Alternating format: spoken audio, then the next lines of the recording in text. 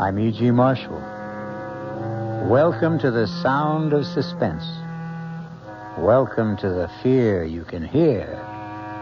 But mostly to the world of terrifying imagination. In the next 52 minutes, you'll hear a story about truth. Everyone is in favor of truth, of course. It's a word which produces immediate reverence and respect. But sometimes the truth can be a terrible thing, even a shattering thing.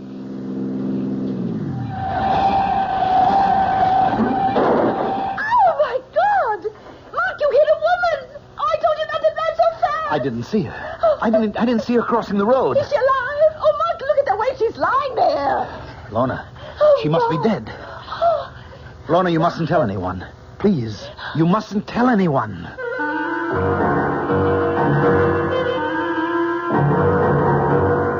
Our mystery drama, The Ring of Truth, was written especially for the Mystery Theater by Henry Slessor and stars Agnes Moorehead. It is sponsored in part by Anheuser-Busch Incorporated, brewers of Budweiser, and by the Kellogg Company, makers of Kellogg's Special K cereal. I'll be back shortly with Act One.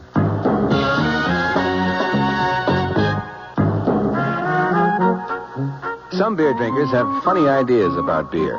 They think beer improves with age, like wine. Well, find a brewmaster, though. You'll find a beer drinker who knows better. The Budweiser brewmaster says it all depends on how beer is aged. Just letting beer sit in lagering tanks makes it older, not necessarily better. That even goes for keeping a case around the house for a couple of months. But there is one kind of aging that's good for beer. The Budweiser kind. Beechwood aging. In this kind of aging, something happens. It lets all the flavor of the choicest hops and best barley malt that go into Budweiser get through to you. Sure, it takes more time and trouble to brew Budweiser that way, but brewing beer right does make a difference. Anheuser-Busch, St. Louis. Hey, Ma, what's for dinner?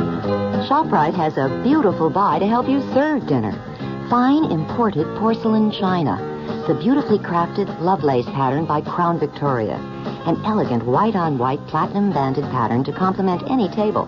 Now available only at ShopRite. The basic place-setting pieces, dinner plate, cup and saucer, dessert plate, and bread and butter plate, are just 39 cents.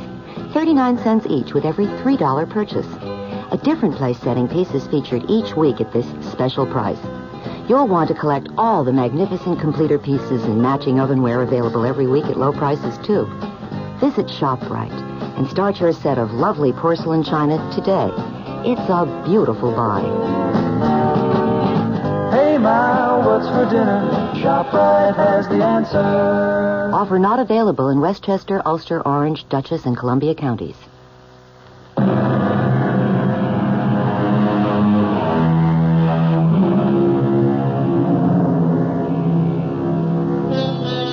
Now here's Act One of The Ring of Truth.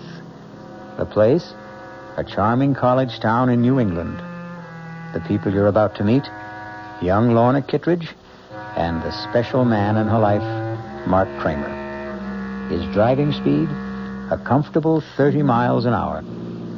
I'll tell you what I resent most about your father, Lorna. It's the fact that he deliberately keeps forgetting my name. Mark, don't be so silly. Daddy has a genuine problem about names. No, I'm sorry, darling. I just can't buy this absent-minded professor stuff. It's too corny. Corny or not, that's exactly what my father is sometimes. Absent-minded. His mind is always up in the stratosphere somewhere, communing with Socrates or Schopenhauer on the meaning of truth. You just don't like my father very much. I hardly know your father. Look, I want to get along with him, Lorna. After all, he's going to be my father-in-law, isn't he? You're almost home. What can I do to put you in a better mood? That's easy, darling. You can promise to tell him tonight. Oh, Mark. Tonight? Why not? But I told you that the Pryors are going to be at dinner tonight. Harold Pryor's Daddy's publisher. So, after they leave, you can tell him. Lorna, we've been engaged for almost 3 weeks now. Nobody knows about it except you and me. Well, isn't that enough? Not for me, it isn't. No. I'm the kind of guy who wants to shout it from the housetops. Yes, I do, too. I really do, Mark. I love you so much. All right, darling. And prove it. Tell him tonight, Lorna. Tell him you're going to marry what's-his-name.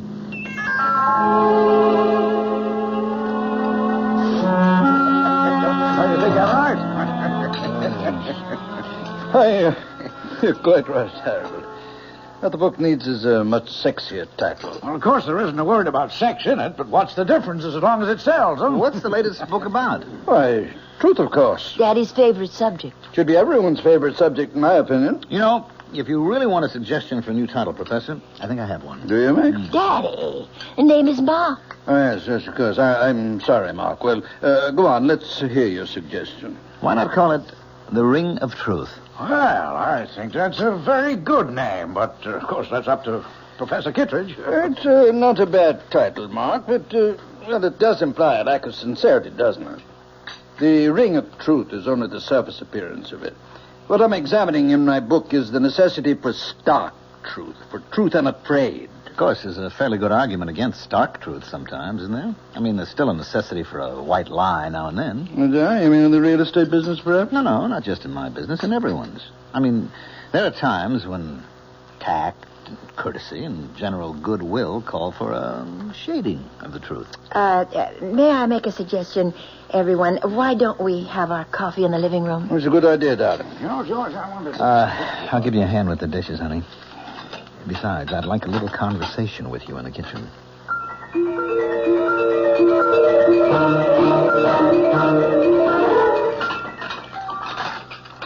All right, Mark. I know what you're going to say. Daddy was impossible tonight. Now, your father's a great scholar, man of ideals, the Albert Schweitzer of New England.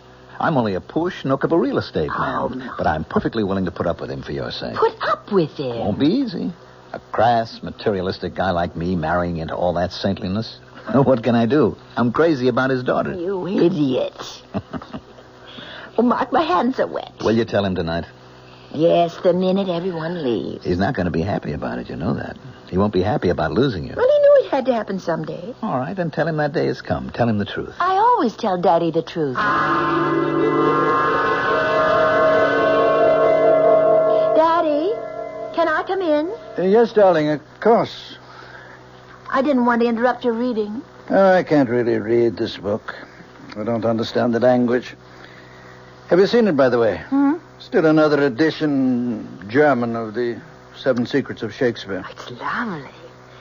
What a beautiful binding. Yes, I'm pleased with it. I suppose an author never loses his affection for the first book he writes. Well, it's more than just that. This book made you famous. In very limited circles, yes. And I hope you've enjoyed the evening and that your friend did, too. The only thing Mark didn't like was being called Max. Oh, I'm sorry about that, Precious. I hope he wasn't offended. But you have to admit that you do bring home a lot of young men. Daddy, that may have been true once, but Mark Kramer is the only man I've seen for the last 6 months. That long? And the reason I've seen him so much is that, well, I'm in love with him. Well, that isn't an entirely new phenomenon either, is it? Daddy, Mark asked me to marry him. I said yes. Marriage?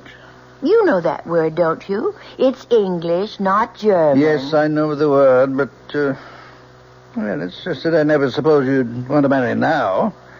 I mean, before your doctorate, before you've done all those things we plan to do together. Marriage wouldn't put an end to our plans. And as for your lecture tour, but you don't really need me along. I don't know if I'd want to go without you. I'm getting a little old to gallivant around Europe by myself. Well, it's the first time I've heard you complain about being old. For some reason, the last 10 seconds, I began to feel old. Of course, Mark and I could go with you to Europe as a sort of honeymoon. No, Lorna, he's not going to want that, I'm sure. In fact, my guess is that your young man is going to want to see as little of me as he possibly can. No, Daddy, that isn't so. He knows that I won't just abandon you. I couldn't be that heartless. That's the last word I'd use about you, Precious. I know your heart only too well. I know what a tender, beating little thing it is. I've always been afraid of the man who would trap it someday. I just wish you knew Mark better. He's not a I'm not scholar. saying anything against Mark. I'd feel this way about any man. I'm like the tired old king of the fairy tale, darling, forced by the condition of kingdom to give the hand of his princess to a commoner. Oh, Daddy.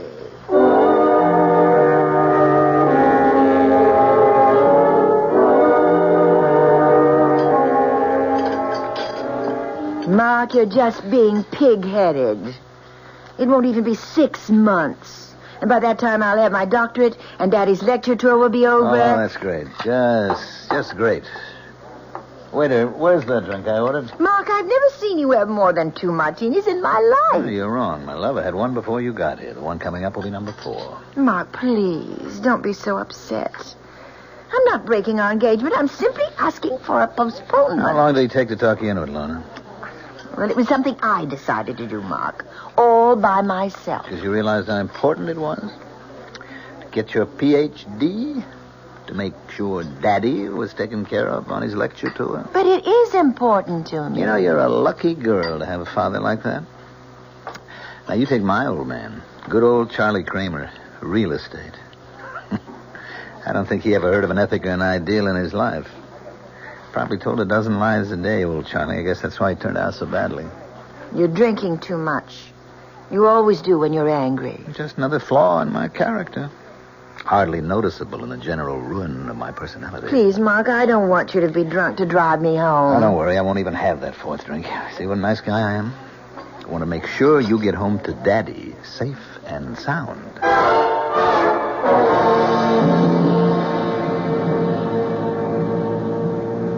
Mark, are you sure you don't want me to drive? No, you just leave the driving to us. It's starting to rain. I think you should turn your wipers on. That isn't rain, precious. Those are tears in front of your eyes. Please, Mark. All right, all right. Do you have to drive so fast? I know there isn't any traffic, but these roads are so dark. That's what the headlights are for. How far these little candles throw their beams, so shines a good deed in a naughty world. Hey, you see, your father isn't the only one who can quote you. Mark! What? Look out! That woman! Where? Oh! You hit her! Oh, Lord! I didn't see her. I didn't see her crossing the road, so help me. Is she dead? Oh, Mark, look at the way she's lying there. She's dead, Lorna. Oh. The woman's dead. Oh, no. Oh, how horrible. I told you not to drive so fast.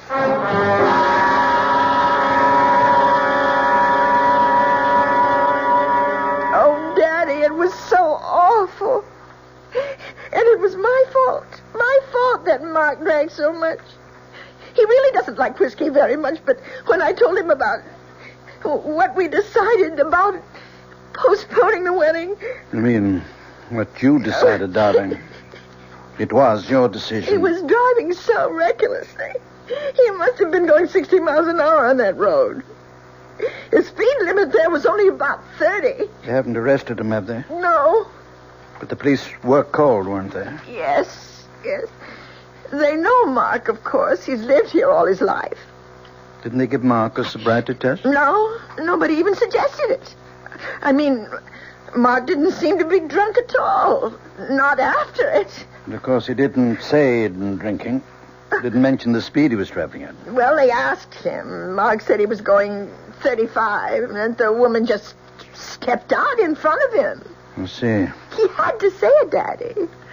I mean, otherwise it would have been a crime, wouldn't it? I think it's called vehicular homicide. Well, he could go to prison for that, couldn't he? Perhaps. Oh, Daddy. Donna, what did you say? What? What did you tell them when the police talked to you about the accident? They didn't. They didn't ask me anything. They said there would be an inquest to determine the facts. I suppose I'd have to answer questions then. And what will you say then? Why, I don't know. I mean, I have to corroborate Mark's story, of course. Is that what you're going to do? Oh, well, if you could have seen his face, Daddy, it was like a child. Like a little boy, afraid to be punished. He said, "You'll stand by me, Lorna, won't you?" And so you're going to stand by him. You're going to forget all you ever learned about truth. You're going to lie. But, Daddy, what else can I do? I can't advise you, my darling.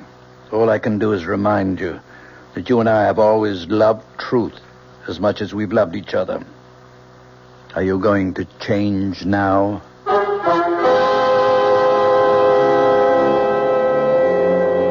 And so Lorna finds herself in the corner of a triangle.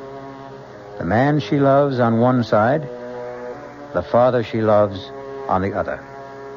But the invisible corner of the triangle is that mysterious thing called truth. We'll find out what Lorna Kittredge does when I return shortly with Act 2. And now another tale of the ball and chain. At Kellogg's Special K Presents Overweight on an overnight train. Is the seat taken? Please, sit down. You have exceptional legs. But why is one of them attached to a ball and chain? This ball and chain? It's a symbol. Funny, I would have sworn it was a ball and chain. I mean symbolic. Because carrying around a few extra pounds can be just like lugging around this ball and chain. I see. May I suggest something? Uh-huh. Try a bowl of Special K skim milk, orange juice, and coffee. It's the Special K breakfast. Will it make me lose weight? No. Oh. You must also exercise and eat smart at every meal. I see. Do you know the Special K breakfast is less than 240 calories, 99% fat-free, and delicious? No, but if you hum a few bars... And that's another tale of the ball and chain. Your happy ending could begin with the Kellogg's Special K breakfast. That's Kellogg's Special K. Good night. This is WOR New York, your Mystery Theater station.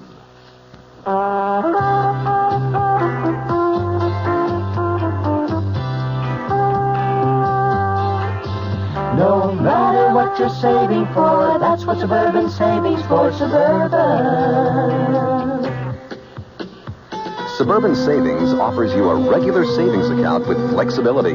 You can add any amount to your account whenever you wish. Withdraw whenever you want. Suburban Savings pays a 5.25% annual interest rate on regular savings paid quarterly, which earns an annual effective yield of 5.47%. Interest is compounded continuously from day of deposit to day of withdrawal, as long as $50 is maintained in the account to the end of the quarter. Come into Suburban Savings and open an account with flexibility. Our regular savings account in New Jersey at Bayonne, Edgewater, Elmwood Park, Emerson, Hackettstown, Morris Plains, Nutley, Paramus, and Sparta.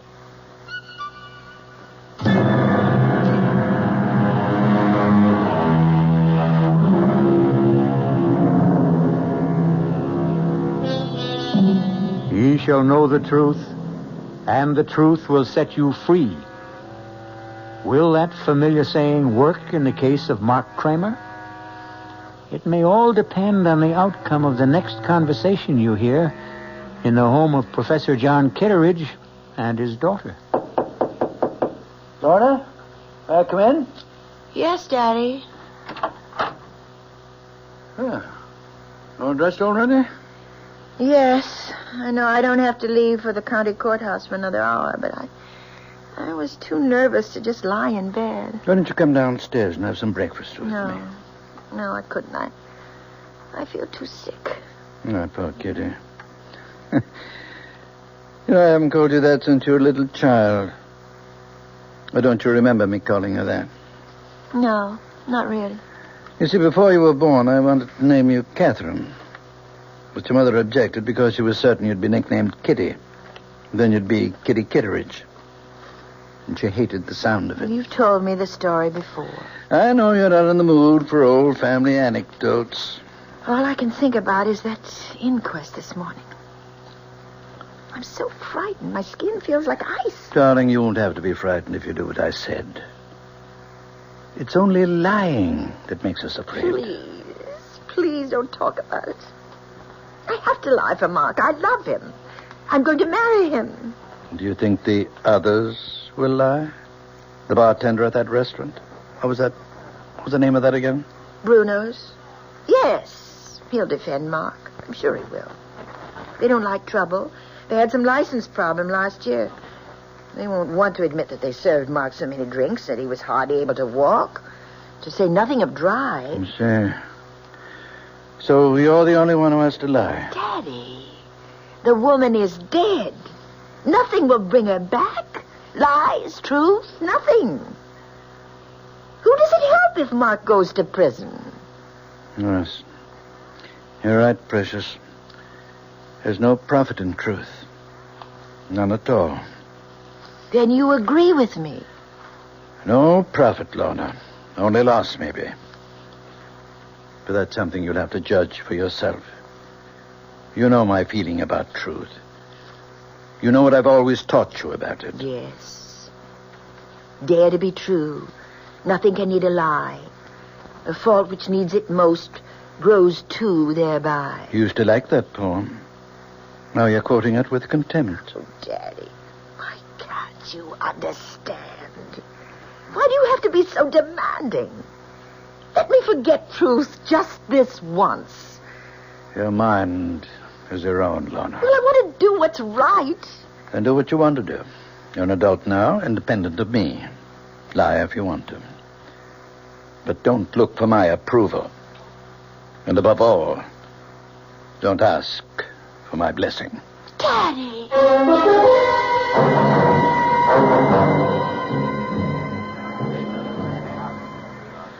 Let's have some quiet. The coroner's jury has to hear the testimony if they're going to judge it. Sergeant McKeon, was any investigation made of the skid marks at the scene of the accident with a view to determining the speed of the vehicle?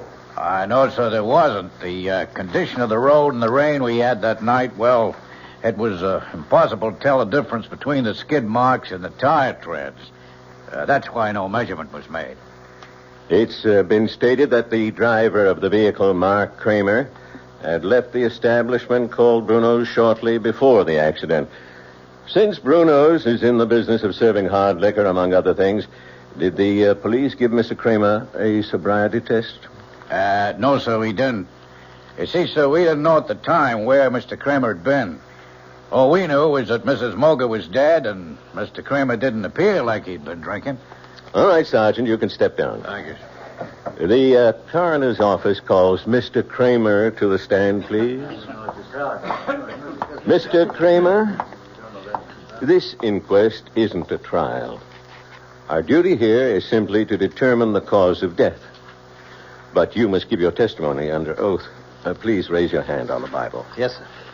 Do you solemnly swear to tell the truth, the whole truth, and nothing but the truth, so help you God? I do. All right, Mr. Kramer. Just tell us your story of what happened the night of the accident.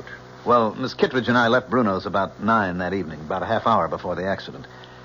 I'd had one drink, vodka martini. You can ask Mr. Bruno about that because he served me. Go on. When I reached Route 24, I decided to take the Ridge Road shortcut to town. I was traveling between 30 and 35 miles an hour, I'd say, and I remember slowing down when the rain started. I had my wipers going when I came over the rise of the hill, so my windshield was clear. But I still didn't see Mrs. Moger when she stepped out into the road directly in front of the car. Were your lights on full beam? Yes, sir, they were. Why do you suppose Mrs. Moger didn't see them? I don't really know. What I think is she was almost across the road when I came over the rise, and she panicked when she realized that a car was coming. She started back in the wrong direction, and that was when she stepped in front of the car. Is that your entire testimony? Yes, sir, it is. Very well, Mr. Kramer. You can return to your seat. Will Miss Lorna Kittredge take the chair, please?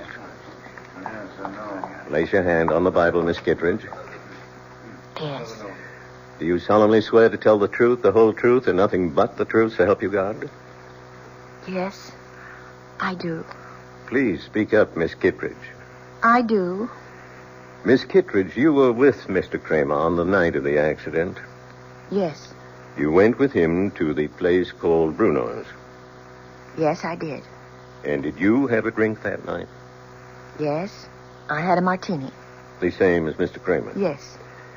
When Mr. Kramer's car approached Mrs. Moger's driveway, did you see the lady before the automobile struck her? I'm not sure. I think I saw her for just a split second. And then the car hit her. It was all terribly unreal. Were you aware of the speed you were traveling at? Miss Kittredge? I'm not sure of the exact speed. Mr. Kramer thinks it was between 30 and 35. Do you agree with that? No. What was that? It couldn't have been that. It was more like 55 or 60. Did you say 60, Miss Kittredge? About that, yes. Lorna, for God's sake. I hope you've considered this reply, Miss Kittredge. Yes, I've considered it. We were traveling at least that. I'd been looking at the speedometer only a few minutes before. I was complaining to Mark about his speed, but he wouldn't listen to me. He wasn't in any mood to listen. He was angry, and he was drunk. Lorna! Please, everybody, quiet now. Mr. Kramer, please take your seat. It's the truth. The truth, I can't help myself. He was drinking. He had too many martinis, and he was drunk. Are you telling us he had more than one drink? He had 4. I know he did. And he drove like a madman. No matter how I tried to stop him, he never thought that woman would be on the road at that time of night. He wouldn't listen. I couldn't believe it was really happening. It was like hearing someone else say the words. Please don't cry, Kitty. I tried not to look at his face. I tried so hard not to see him, but I couldn't stop myself. How can you blame yourself for telling the simple truth? How can you think it's wrong? But don't you realize what'll happen to him, Daddy? He's going to be indicted. He may go to prison. I'm sure Mr. Kramer will hire himself a very smart attorney. Who's that? I have no idea. Oh, I can't see anyone now. I just can't. Yes, of course. You go to your room and I'll answer it. Go on, darling. Go lie down. Yes. Oh, it's you. I want to see Lorna. Mark, please listen to me. I know exactly how you're feeling at the moment. Thanks for remembering my name, Professor. That must be the very first time. I'm sure you realize that what Lorna did this morning was extremely difficult and painful for her. That it was an agonizing decision. Only who made it? Lorna's lying down right now. I suggest you try telephoning her later. I'm not leaving until I see her. I had hoped we wouldn't get violent about all this, Mark. Frankly, I don't think you're in a good position to commit any other rash actions. Daddy, it's all right. Lorna, I thought you were in your room. I'll talk to Mark. Very well. But don't ask me to leave, because I won't. You don't have to leave, Professor. I'd like you to know this, too. Know what? What the town gossips are saying. Lorna, they're saying that we had some kind of fight. A lover's quarrel, and that you wanted to get back at me. Oh, you know that's not so. Yes, I know it. But the other explanation makes even less sense. That you just had to tell the truth. Well, it wasn't easy for me. Lies would have been easier. One small lie, Lorna. That was all you had to say. You're so afraid of hell that you wouldn't lie for me? I can't expect you to understand. But I do understand. Better than you do, maybe.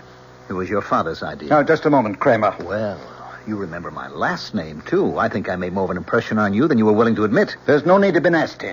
Lorna, you're so stuck on the truth. Tell it now. He told you what to do in that courtroom. Professor Kittredge's little girl always listens to Daddy, and she never lies. Please, Mark. He insisted that you tell the truth, didn't he? He gave you a lot of high-flown ethical reasons for telling the truth. Nothing but the truth. Every reason but the real one. You're wrong. I made up my own mind. Your father knew what would happen. It would split us apart, and that's what he really wanted, Lorna. That's the truth that he didn't mention. I think that's quite enough. If you don't leave right now, I'm calling the police. Don't bother, Professor. You've done a very good job. On Lorna and on me.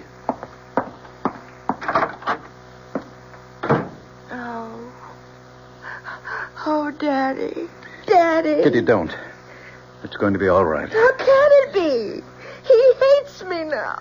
Mark hates me. Things will change. You wait and see. He'll get himself a smart lawyer, and nothing will happen to him. Mark Kramer, having been found guilty of the crime of manslaughter, it is my duty to sentence you to imprisonment for a period of not less than 1 year and not more than 5.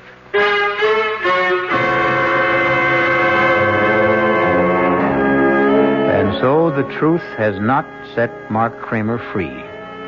It sent him to prison, where he'll have plenty of time to ponder the complexities of ethics, justice, and human nature. Or perhaps he'll ponder something else, like revenge. We'll find out when I return shortly with Act 3. I'm Hy Brown, producer of Radio Mystery Theater, and this is the end of our last week of prize drawings.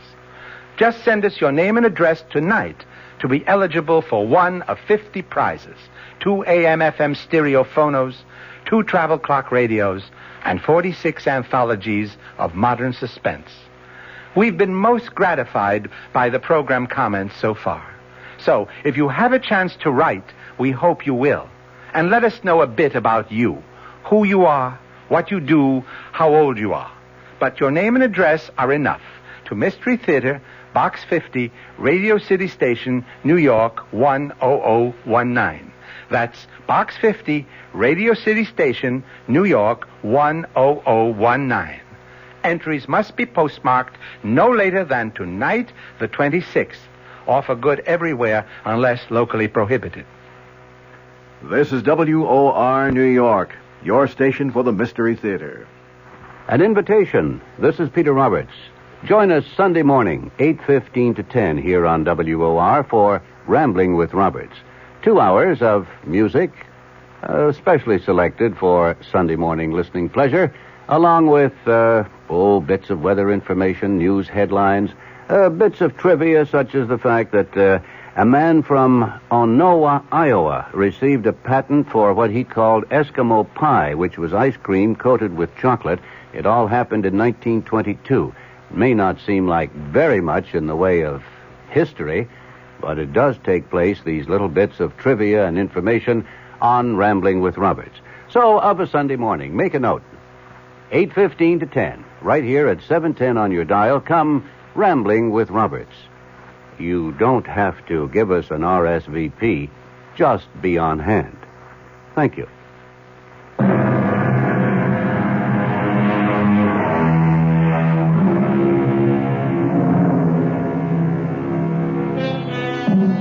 It's now 1 year later.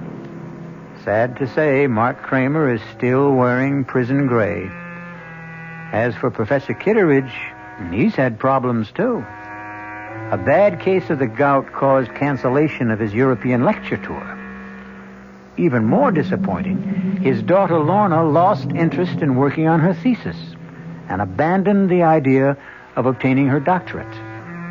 In fact, Lorna Kitteridge seems to have lost interest in life itself. Lorna, you awake? Yes, Daddy. I'm up.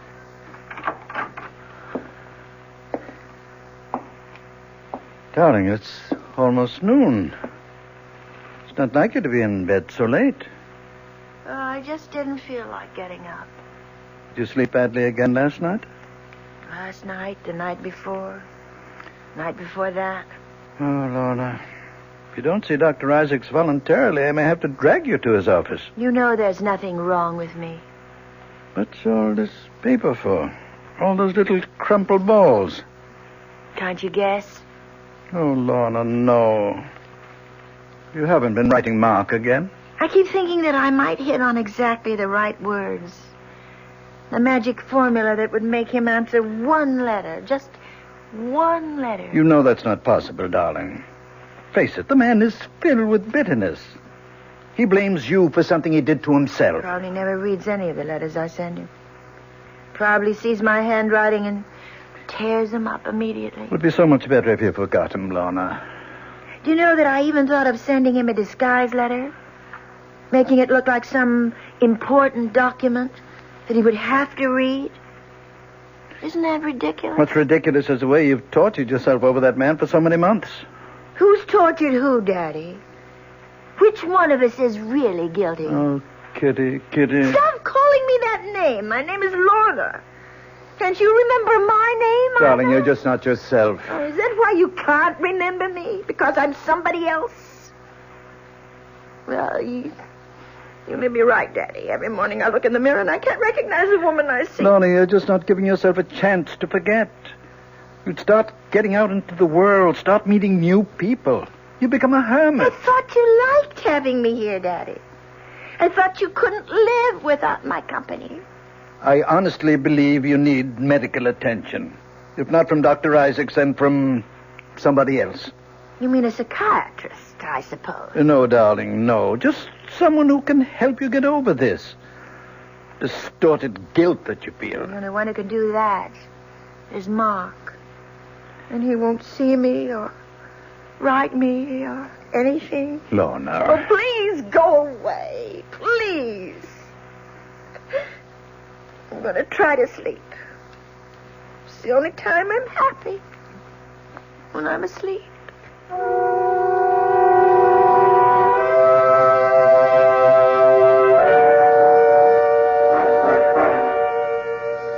right. Step right over here, Kramer. Anything you say, guard. Remember, visiting time is limited to 15 minutes. Look, I don't want the 15 minutes. They're being forced on me. Sit down and behave yourself. Yes, sir. Anything you say, sir. Well, no, Mark. Make it fast, Professor. I've got important matters to take care of back in the shop. I'm making a very special license plate. Mark, I know you resent the fact that I've forced this encounter. Took some doing, believe me. Uh-huh. Why did you go to all the trouble? Because it's a matter of health. Lorna's health. She's pining away for me, is that it? Well, tell her to stop, Professor. My nights are filled with sweet dreams, and she is in none of them. You tell her that for me. I want you to see her, Mark. Oh, I wouldn't force that issue, Professor. I don't have anything nice to say to your daughter. You misunderstood Lorna. Couldn't expect you to applaud what she did in court. But if you really thought about the ideals that motivated her... Whose ideals? Yours or hers? Do I have to separate them? Yes. But you can't, Professor. Because she's your monster. You've got her all twisted up between her ethics and her instincts. I suppose you're proud of the result, but it's a fake. There's nothing fake about her principles. She doesn't have principles. All she has is you. Her shining example. She wants you to love and admire her, so she does what you expect. That's why Daddy's little girl always tells the truth. She does tell the truth. Always. And her father? I abominate lies. You won't even lie to yourself. Then tell me this. Weren't you happy when Lorna and I broke up? Didn't it save your happy home? I can see that coming here was a mistake. You're a hypocrite, Professor. This whole thing was your doing, and I'll never let you forget it. Goodbye, Mark. Wait a minute. There's something you should know. What's that? I'm being paroled next week. Tell that to your daughter. Maybe it'll improve her health.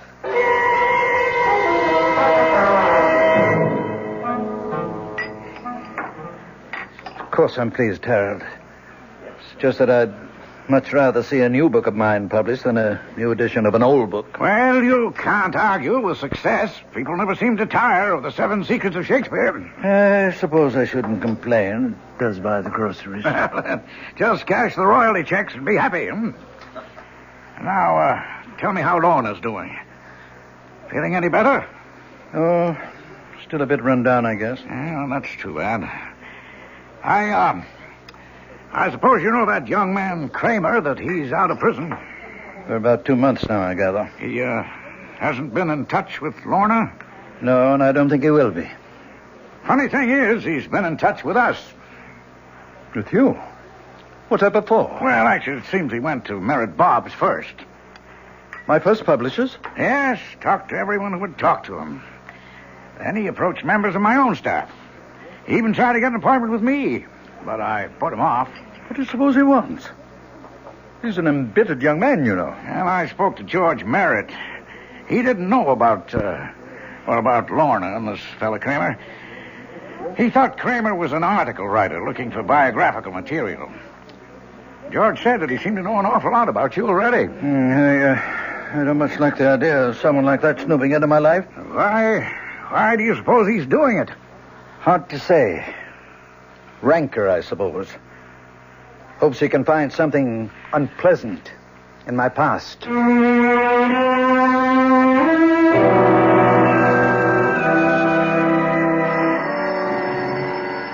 I'll get it, Lorna. Hello? Professor Kittredge? Yes? Mark Kramer, Professor. Oh. Yes, I was just speaking about you the other day with my publisher. I'd like to see you, Professor, this evening, if that's possible. See me? Or Lorna? No, just you.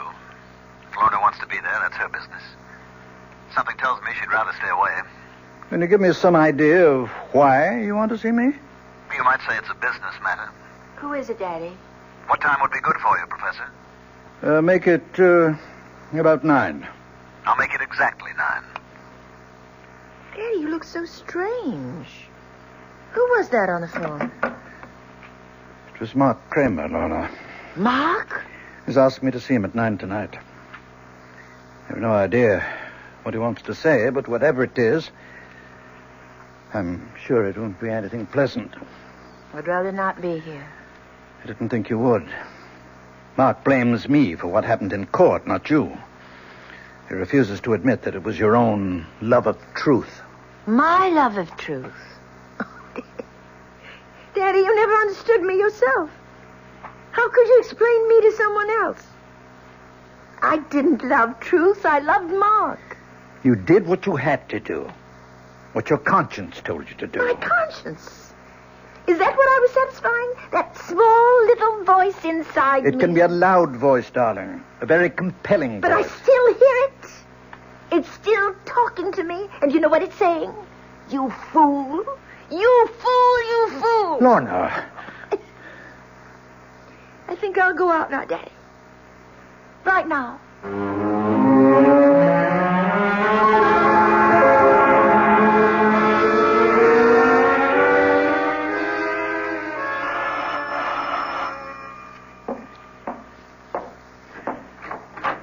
Good evening, Professor. Hello, Mark. Come in. Thank you. Nice of you to see me. I wasn't sure of my reception after the last time. I see you're using a cane these days, Professor. Yes, a touch of gout.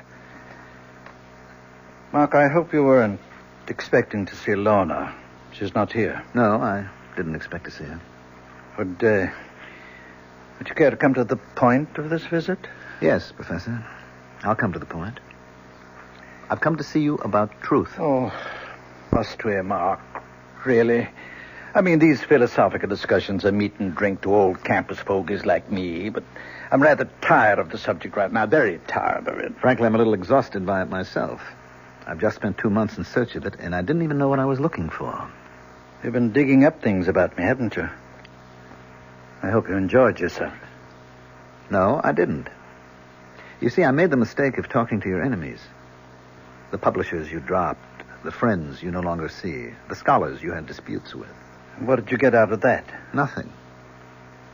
Your enemies didn't have the truth about you, Professor. Only your friends did. Like Avery Hayes. Avery Hayes? Oh, I'm glad to see you remember the name. Strange how few people do. Even though you dedicated your 4th, or was it your 5th book to him? George Merritt knew him, of course. Mr. Merritt called you Avery's benefactor. Said that Hayes was an alcoholic that you took care of for many years. He was my friend. Yes, he was a good friend, and you were good to him. That was one chapter of your past that you had every reason to be proud of, wasn't it? Avery's been dead for 10 years. What did you want from him? Nothing, Professor. I just thought a man like that deserved a little recognition, if only for his past association with you. So I talked to people who knew him, his old pals, his family. He still has a brother alive, you know, a crotchety old fellow in the terminal ward at the county hospital. His name's Ezra. Perfect name for the old boy. And you know what? He still has the junk Hayes left when he died. That pitiful collection of books and papers. You don't expect me to believe that? About Avery's papers? Avery never kept anything, not a thing. He was a foolish, drunken old... He was also brilliant, wasn't he? Went to the university on a scholarship. You only beat him out for top honors because of his drinking. You're talking about 40 years ago. He was drunk and he was dishonest, too, wasn't he, Professor? That was how he sustained that wild life of his, by selling his scholastic services to anybody who could pay for them. It's not different today. Yes. That's what Avery said in his letter. The one he wrote to a woman named Jean. I didn't know who Jean was or why Avery never mailed the letter, but there it was. Avery said he was cleaning up $100, $200 a month and would surely be able to pay back all he owed before the end of the semester. And then he mentioned the thesis. The big job he was doing, that he expected $300 for that job alone. You know which thesis I mean, Professor? Please go. Get out of here. I've had enough of this lying filth. The 7 Secrets of Shakespeare. Sounds like a mystery story, doesn't it? But it was quite a piece of work. And it became more than just a college thesis. It became a world-famous book. It made your reputation, Professor. You're a liar. A liar. You know nothing about it. You paid Avery for his work and put your name on it. You might have done as well yourself, but you were young and lazy, and you had the money to pay for it. Then you discovered how good it really was, and it was too late for both of you to change the course of history. Get out of this house now. Get out. I'm going, Professor. I just wanted you to hear this little story about truth. And also to tell you that I have Avery Hayes' letter. What did you say? I have his letter, Professor. It tells the whole story. Good night. Mark! You told me to go, and I'm going. You filthy animals! Get rich! Kill you monster! I'll kill you! Kill you, you animal! Daddy! Kill you! Daddy! Like a wild beast! Oh, my God! What have you done? Lorna! Daddy! Lorna! Oh, thank heaven you're here. Oh, thank heaven. Look at his head. Oh, dear Lord. You saw what happened. Oh. What the crazy fool did, he attacked me. You killed him with your cane. He attacked me, Lorna. You know how much he hated me? I had to defend myself. No, I saw what happened. I saw you strike him from behind. No, Kitty, no. He tried to kill me. That's why I hit him. Daddy, I saw everything. You killed Mark. You did it deliberately. That's the truth. You always taught me to tell the truth. It's the only important thing. The truth.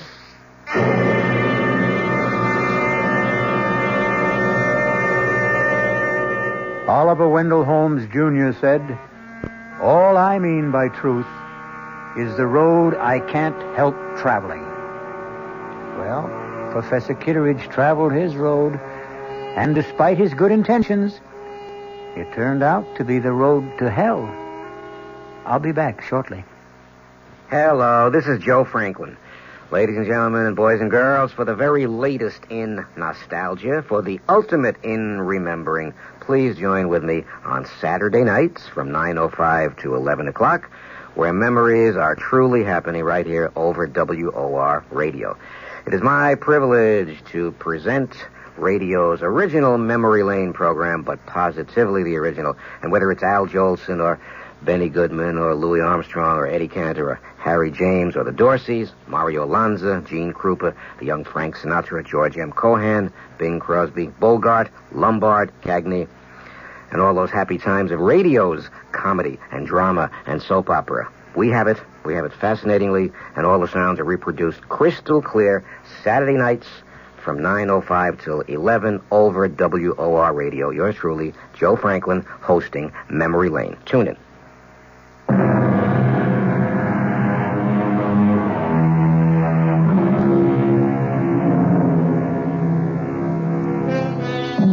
If there is a moral to the story you've just heard, it's not that truth is so bad.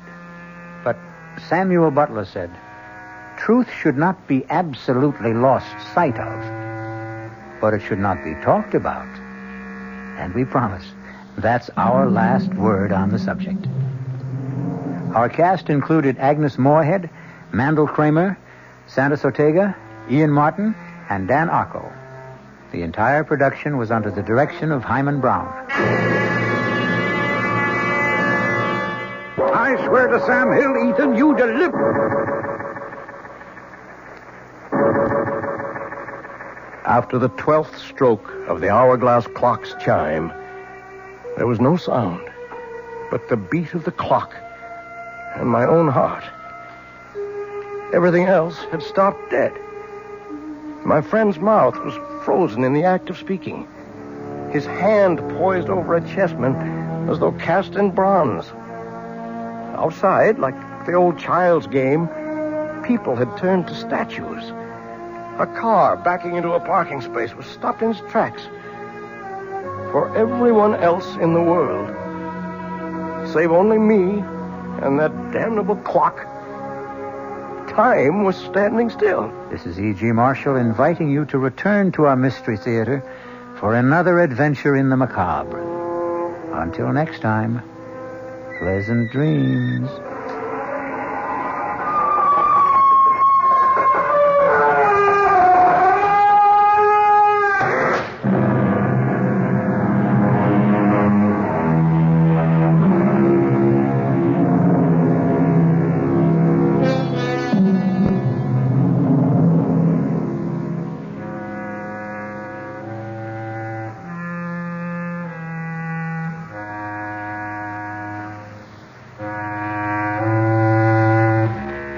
WOR Mystery Theater was brought to you by ShopRite Supermarkets, where you get a lot more for a little less, and by Suburban Savings, with offices throughout North Jersey. The preceding Mystery Theater program was furnished by the CBS Radio Network. The late news is next at 9, followed by Joe Franklin and Memory Lane here on WOR New York, an RKO General station.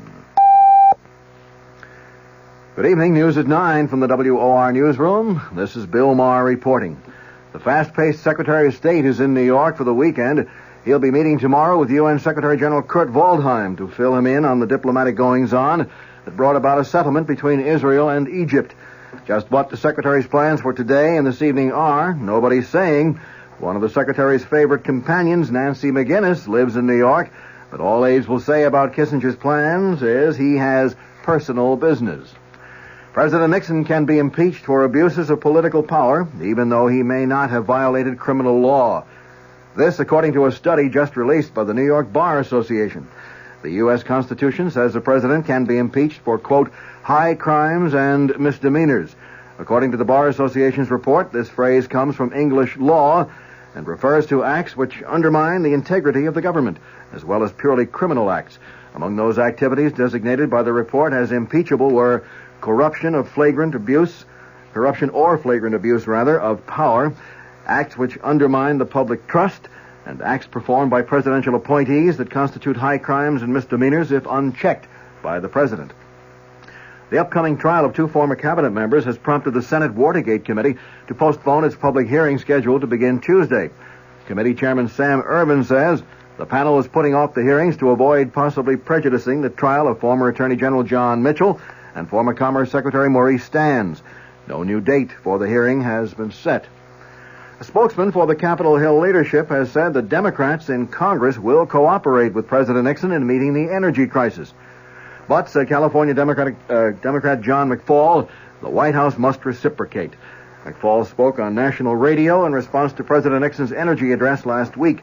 The congressman said the first positive step the administration could take is to withdraw its opposition to a provision of the Emergency Energy Act attacking excessive oil company profits. The captain of that Bulgarian fishing vessel seized off the New Jersey shore today for allegedly fishing within the 12-mile U.S. coastal limit has denied his trawler trespassed. The captain, Peter Todorov-Donchev, said in New York, where he was brought by the Coast Guard, that his vessel was 13.5 miles out to sea when his ship was overtaken by the Coast Guard cutter Unimak. Turkish officials still are seeking an explanation for a jetliner crash which claimed the lives of at least 62 persons this morning. The plane went down shortly after takeoff from Izmir, causing what authorities call the worst air disaster in Turkey's history. The U.S. Embassy in Ankara says two of those killed were identified as New Jersey residents, Dr. and Mrs. Horace Gerard of 41 Knox Road in Tenafly. Well, 51% of the population is female, and Governor Brendan Byrne isn't taking chances with their votes. The New Jersey governor has spoken before the state's first meeting of female public servants, and he promised to give serious consideration to the problems facing women. Byrne asked the group assembled in Princeton for help in recruiting qualified women for jobs in state government. The governor said he has tried to appoint a woman as state education commissioner, but said he received virtually no applications from females. The weather for New York City and vicinity, mild with occasional rain tonight and again tomorrow. Low tonight in the low 40s, high Sunday in the mid-50s, mostly cloudy Sunday night and Monday with a chance of showers Sunday night, and the low Sunday night in the low 40s. At the moment in cloudy Midtown Manhattan with some very light rain falling, the temperature at 44 degrees, humidity 86%, wind southeast at 4 miles per hour, the barometer 30.21 and falling. That's the news at 9. Bill Maher in the WOR newsroom.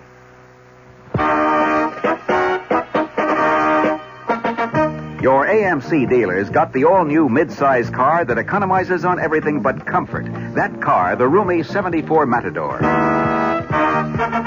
And another important advantage. Our 74 Matador comes with an economical 6-cylinder engine as standard equipment. And consider this. Matador is the only new mid-size car backed by all the benefits of the exclusive AMC Buyer Protection Plan, which means that under normal usage and accepting tires, if anything AMC did goes wrong with your new 74 Matador in the first 12 months or 12,000 miles, we'll fix or replace it free. Come in today. Meet the unbeatable combination. 74 Matador backed by the AMC Buyer Protection Plan.